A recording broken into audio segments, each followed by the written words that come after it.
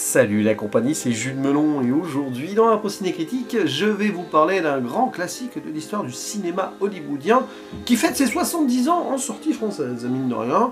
Donc 1954 pour Romance inachevée, ou en version originale, The Glenn Miller Story, qui comme son nom l'indique est donc une biographie de ce grand jazzman des années 30, milieu des années 40, puisqu'il va disparaître tragiquement en 44, très célèbre aux États-Unis mais aussi en Europe, et dont on va voir ici le crescendo, si on veut, interprété par James Stewart, qui à l'époque était l'acteur fétiche du réalisateur de cette œuvre, Anthony Mann. Alors ici, ils sortent du western, j'avais évoqué il y a quelques mois par exemple Winchester 73, j'ai vu cet été Les Affameurs, pour un brûlot plus conventionnel si on veut, enfin, façon de parler.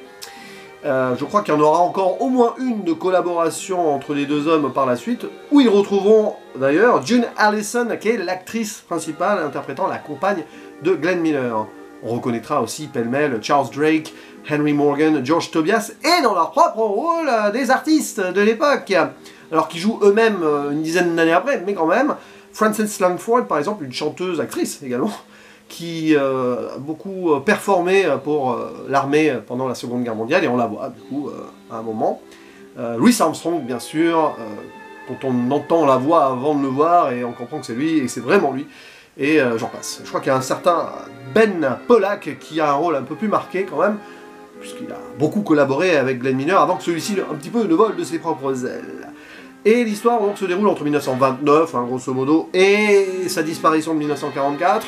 Donc ici pas de spoiler, c'est une biographie assez classique, mais qui mélange un peu réalité et fiction, peut-être, sur certains points précis de carrière. Est-ce que la timeline est respectée? On s'en fiche, c'est du cinéma. Et on va voir comment Glenn Miller connaît des débuts compliqués, comme beaucoup d'Américains de toute façon, 1929, c'est la crise.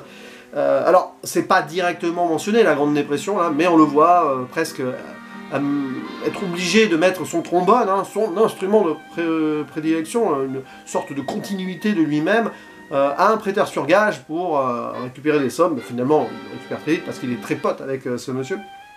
Et il voit aussi un collier de perles, inabordable sur le papier, mais bon, il aimerait l'offrir à une dame. Une femme qu'il n'a pas vue depuis quelques temps, 2 ans je crois, mais dont il est clairement amoureux, ça se sent, et veut la reconquérir.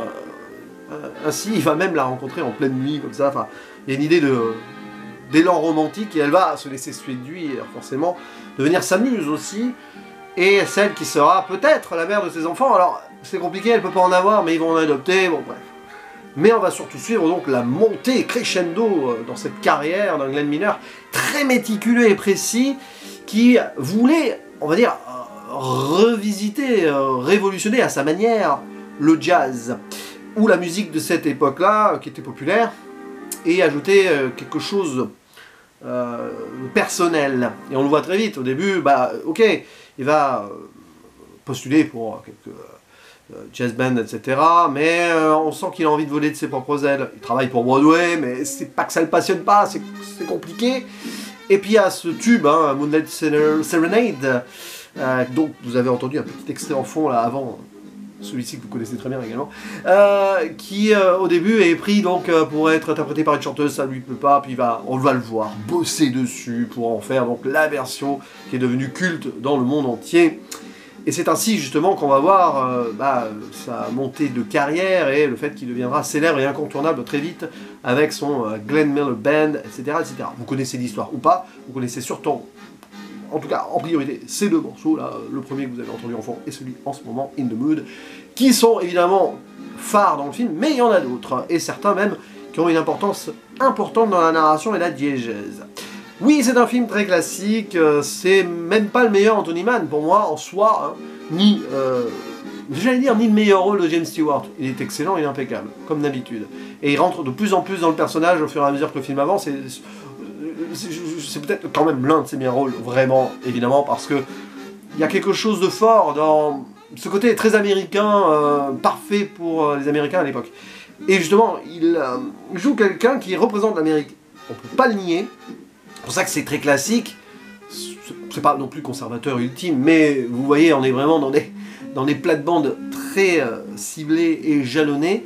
c'est le gars ambitieux qui veut réussir avec sa perfection et qui va vivre à sa manière le rêve américain à travers la musique, jusqu'à en arriver à être au combat, enfin techniquement amené à faire la Seconde Guerre mondiale. Mais vu son statut, il va avoir un rôle important dans l'armée et ne jamais combattre. Il va tout simplement divertir les militaires et tout, et partir en tournée, et faire, je crois, plus de 500 concerts, interprétations chaque jour, notamment à Londres, hein, on le voit, en Angleterre.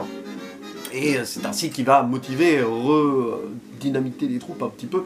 D'ailleurs, il y a une scène très intéressante où il doit défiler sous une musique traditionnelle, et lui, bah, comme il l'a fait durant la première partie de sa carrière, il va y ajouter sa touche personnelle, et donc faire défiler les gens sur une sorte de blues jazz.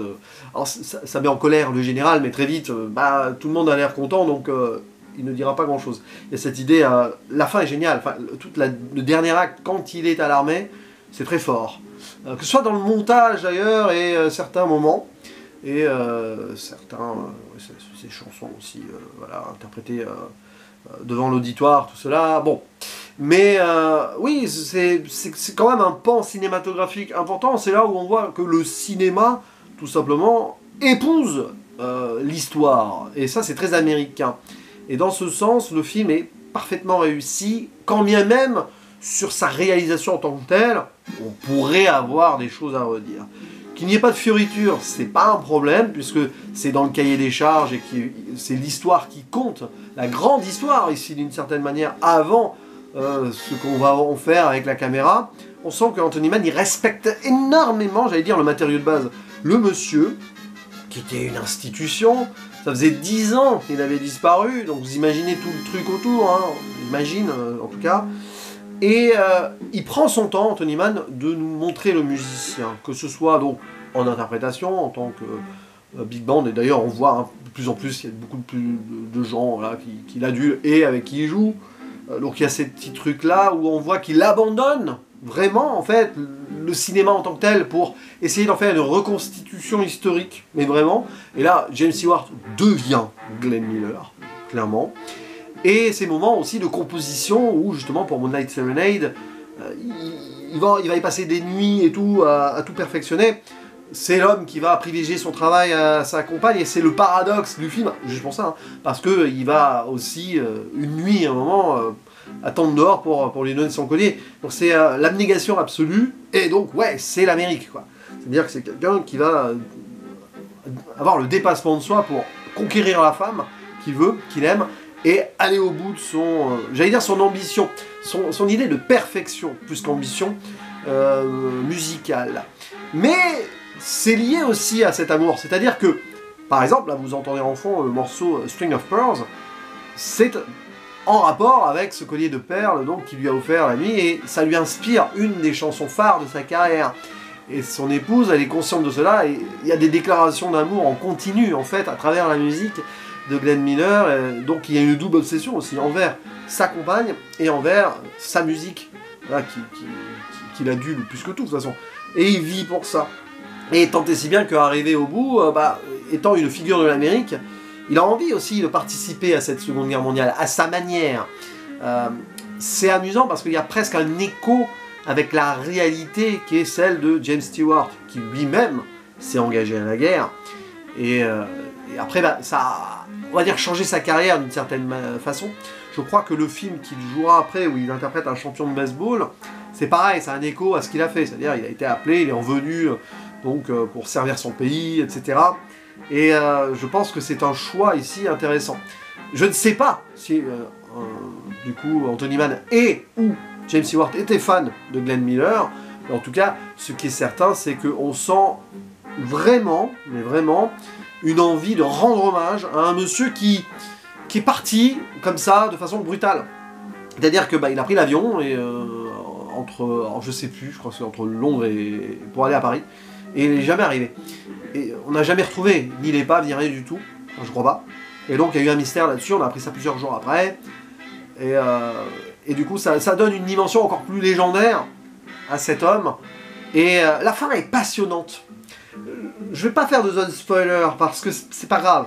Vous avez vu le film ou non, mais Anthony Mann, il évite tout pathos sur le final. C'est-à-dire qu'on aurait pu avoir la veuve éplorée qui apprend, enfin, épouse, qui apprend qu'elle est veuve, etc. Avec, vous savez, on tend la missive comme quoi elle a disparu. Alors ça me rappelle une scène de Big Fish, ça, mais bon, Big Fish, c'est pas pathos pour autant. Enfin, quoique, j'adore ce film, c'est un des grands Tim Burton, mais bon, parenthèse refermée.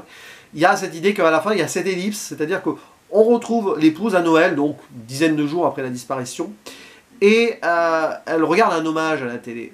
Un hommage à la télé où elle découvre, plus ou moins en fait, oui, une chanson que son mari a remis à sa personnalité. C'est pas une de ses compositions, c'est le morceau Little Brown Jug, que vous entendez vite fait en fond là. Voilà, c'est ça. Un truc assez joyeux, qu'il a donc laissé en héritage. Et c'est amusant parce que elle est là, et on capte son visage qui est triste et tout, forcément. Et elle a là ce sourire, elle se dit, bah voilà, mon mari jusqu'au bout, il a réussi quelque chose.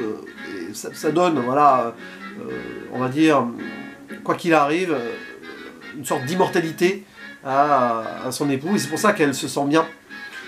Et à tout un truc après, voilà, face à la photo de son mari, etc. Et je trouve que c'est une merveilleuse fin. Autant le film en lui-même peut être un peu longuet et classique, voilà, où tu sens que ça prend zéro risque, et pour cause. Mais alors, tout le dernier acte et la fin, moi je trouve que c'est la vraie réussite de ce film. Qui sera peut-être pas le meilleur Anthony Mann, non, et le meilleur rôle de James Stewart, bien que ce soit un grand rôle, donc ça, voilà, on a compris. Mais ce qui est sûr, c'est que ça reste, voilà, ça cristallise quelque chose, et je comprends pourquoi c'est devenu, on va dire, un film très important dans l'histoire du cinéma américain, parce que ça parle d'une grande figure américaine.